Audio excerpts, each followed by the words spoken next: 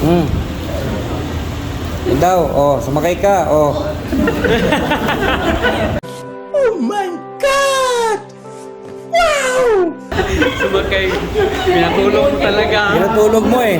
Loko-loko ka talagang bata ka eh, no? Okay. Mag-undergo ng change yung liquid ng vapor siya. So, ito, magkaroon mga vapor dito. Pero di mo yan nakikita.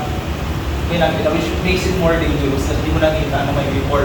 So, malalaman mo lang siguro kung may amoy yung gas, Sumisingaw. isang indication yun. Kung may amoy siya kung may vapor. Yung simula talaga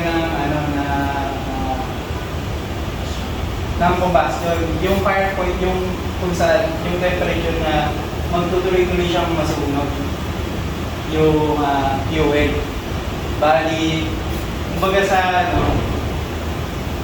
ng gas stove, mag-i-spark yun eh. Ay, yung kadalasang sira sa gas stove kaya... Yun si Firepoint. Yun si Firepoint. Yung iba, di ba, pag sira yung mga kalad nyo, sinisindihan nyo ng phosphorus. Ayun yung flash point nun. Yung fire point, yung temperature na kung saan, yun, tuloy-tuloy na siya nangapoy kahit wala kang dinagdag na spark. Alin sa mga kasama niya. Sa self-ignition naman, sir, hindi mo na kailangan ng outside factor para... Okay, outside, hindi na kailangan na, can you please give an example? Kasi mas mabilis maunawaan ng bata kapag may example tayo eh.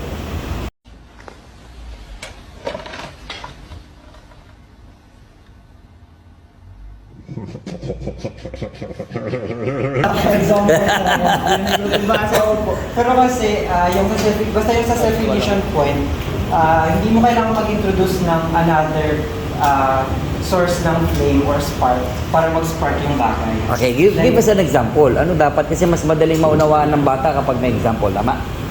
Tama ba ako, Engineer? Okay. Tulungan mo kami. Yun. Kasi alam mo to, siyempre, as I said, dapat kailangan tayo yung mag-reach out sa kanila. Kasi, eto, ano to eh, Kalisado to eh, Tapos, okay. Okay, very good. Medyo may pagkatama, medyo malapit-lapit sa katotohanan. Pwede na.